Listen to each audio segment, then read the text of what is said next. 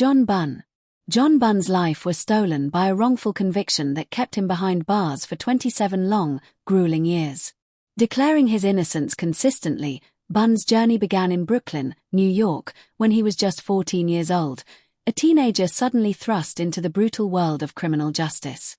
Arrested by the infamous NYPD detective Louis Scarcella, Bunn endured interrogation and pressure he was too young to withstand.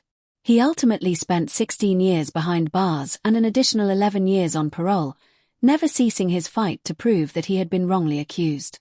Bunn's case exemplifies the failures of a system that sometimes places flawed procedures above truth. His conviction was eventually overturned due to Detective Scarcella's misconduct, along with the glaring absence of probable cause for his initial arrest.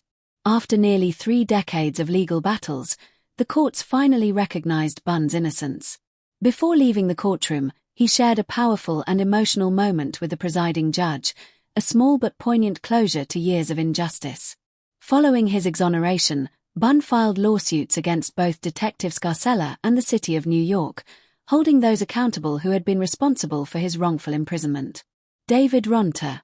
David Ronter endured 22 years of imprisonment for a murder he did not commit. Like Bunn, Ronter's ordeal was entangled with Detective Louis Scarcella, highlighting a troubling pattern of misconduct. Arrested in Brooklyn, Ronter was placed in a police lineup arranged by Scarcella and identified as the alleged shooter. For decades, this identification stood as a cornerstone of his conviction. However, years later, the key witness revealed that Scarcella had supplied the description of whom to pick, essentially fabricating the identification. No physical evidence connected Ronter to the crime scene, and the evidence presented to the jury was later shown to be allegedly manufactured. Convicted and sentenced to 37.5 years to life, Ronter spent more than 2 decades in confinement, stripped of freedom and dignity. Eventually, former witnesses came forward to reveal the coercion they had endured from law enforcement. The court vacated his conviction, and after decades of wrongful imprisonment, Ronter embraced freedom.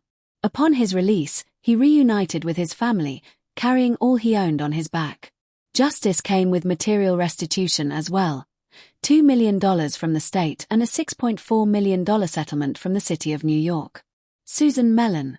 Susan Mellon's story began in Los Angeles, California, with a moment that should have been ordinary, taking her daughter to McDonald's for a happy meal.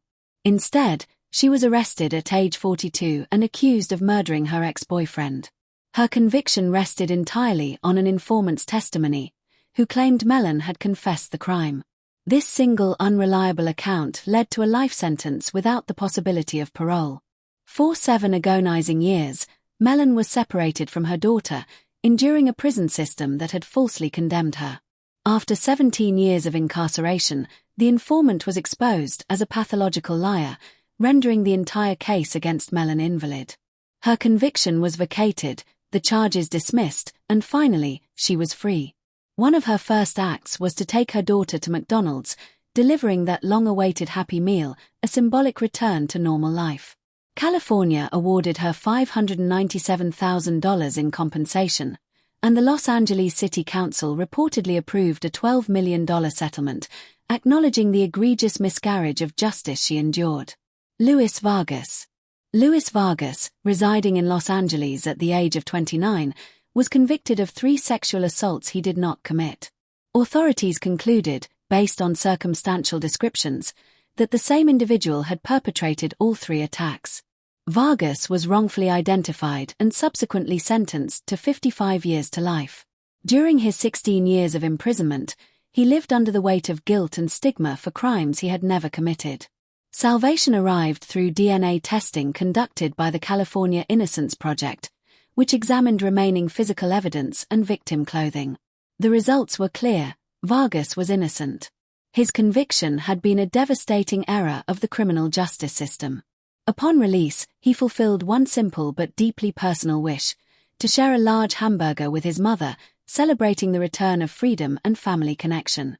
Vargas later received $886,000 in state compensation for the years stolen from him. Daniel Villegas. Daniel Villegas, from El Paso, Texas, endured 18 years of wrongful imprisonment for a double homicide he never committed. Arrested at the tender age of 16, Villegas was confronted by detectives who reportedly threatened him with beatings and even the death penalty unless he confessed. Under extreme duress, the young teenager signed a confession prepared by authorities. Despite attempting to retract the confession within hours, it was too late. He was charged and ultimately convicted of capital murder, receiving a life sentence. During retrials, the jury could not initially agree on a verdict, prolonging Villegas' anguish. After a third trial, however, the jury returned a not guilty verdict. Villegas was reunited with his family, married, and began a new chapter outside the confines of prison. He subsequently filed a lawsuit against the city of El Paso, seeking accountability for the trauma inflicted during his wrongful incarceration. Ricky Jackson. Ricky Jackson, from Cleveland, Ohio, lost nearly 4 decades of his life to a system that condemned him without proper evidence.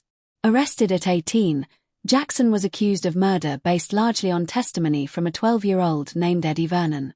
Vernon later admitted that the police had pressured him to provide false testimony, leading directly to Jackson's conviction.